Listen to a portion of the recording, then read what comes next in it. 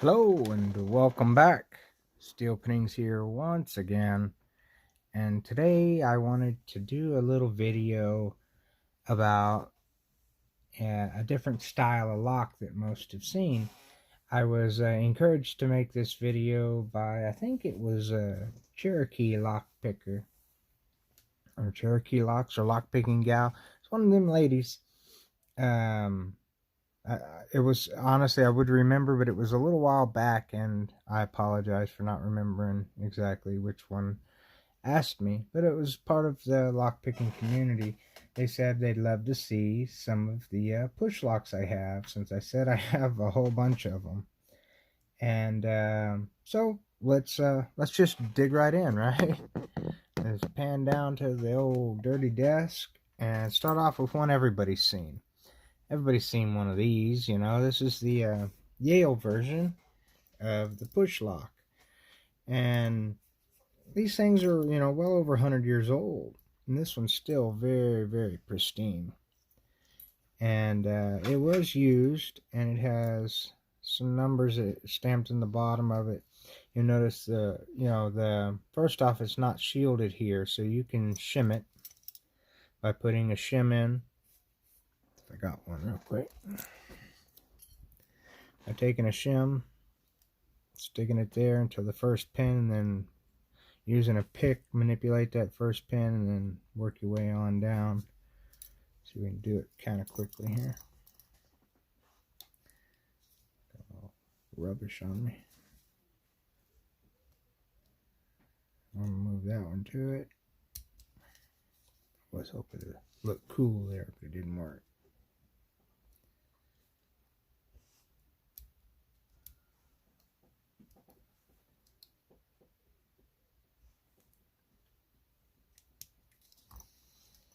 Hard to do with one hand like that. Anyhow, just like that. If you stick it in a vise, something to hold the lock, it makes it much simpler. But, goodness, nothing wants to work right when the camera's on. I cut this key myself from a flat Yale key. I believe I got it a while back from Mr. Jeff Moss. But I pinned it up to be as radical as possible. You just push it in and give it a little jiggle to make sure it's in the right spot. Give it a little jiggle to make sure it's in the right spot. But you push it up, then you can turn it. And the whole core turns with the shackle. You put it back and it snaps back into place. It's a very cool lock. And like I said, that's the most seen, or most often seen brand, Yale. So I've got the Yale, and then I've got a Simmons.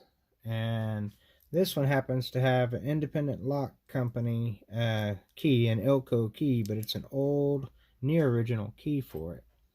And it works very, very similar to the same way, except it's not a slotted core or keyway.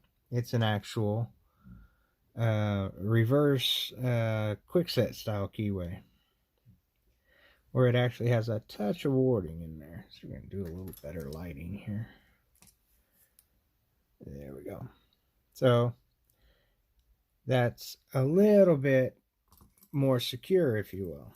So that's a Simmons, front and back.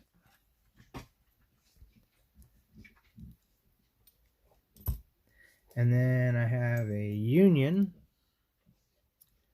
And they're all, this one is British made. Around the same time frame. And it has the standard slotted keyway as well. And it has the original Union flat slotted key. Wished I could do more with two hands than I can.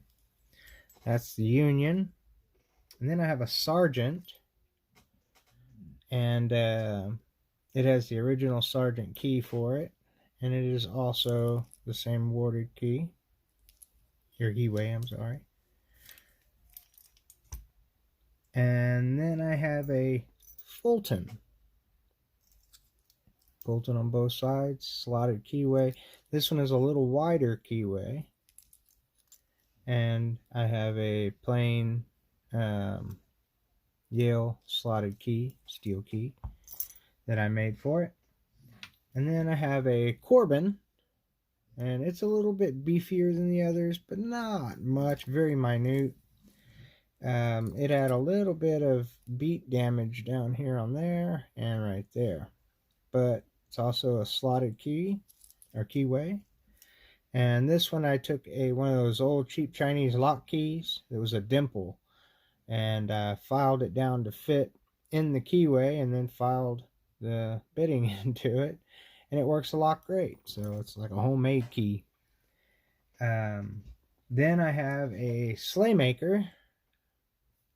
This one's made in the USA with a bulge in the front here, just slightly rounded, almost like a Hemi, like the Dodge.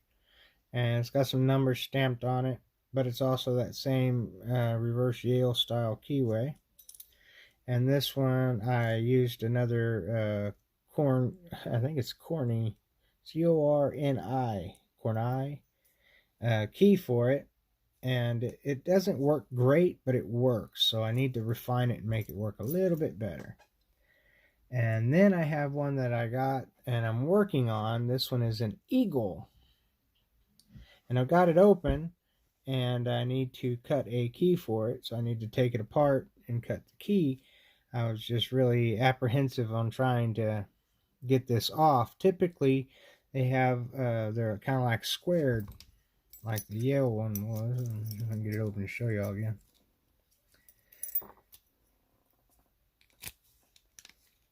See how the Yale is squared, and you can stick an Allen wrench or something down in there and take it out that way without screwing up that beautiful brass, because that is so easy to do. You can see that this one isn't quite just round, so you might be able to fit something oblong in there.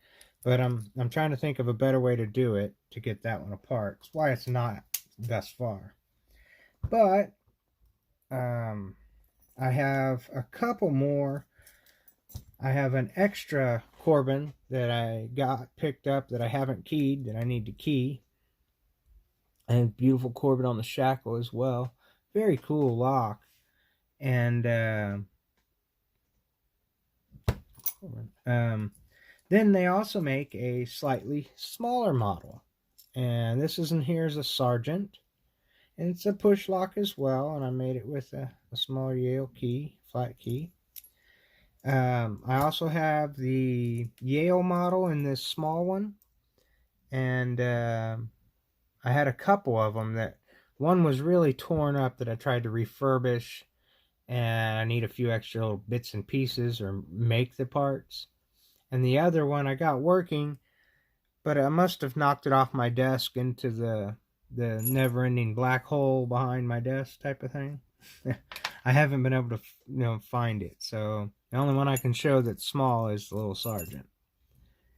And so those are the ones that I have. Let's see if we can kind of zoom out a touch.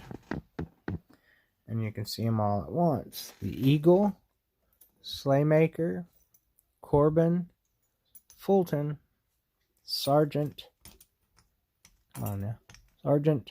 And a little baby Sergeant. Union, Simmons, and the Yale. Those are all my push locks. I was over exaggerating when I said I probably got one of every model. I know I do not. There were a lot of these that were made and stamped with the company name, so personalized. And in that aspect, there's no way I could try and collect them all. I just have a good assortment of them, that's for sure. And then, of course, the extra Corbin over here. I'll sign off with that. Thanks for tuning in. Any questions about these, leave them in the comments down below. And I'll get back as soon as I can. Till then, y'all, please stay safe and always stay legit. If you like this video and like what I do here, hit that like button. It means a lot. And if you're new to the channel, hit that subscribe button. And as always, until we meet again, peace.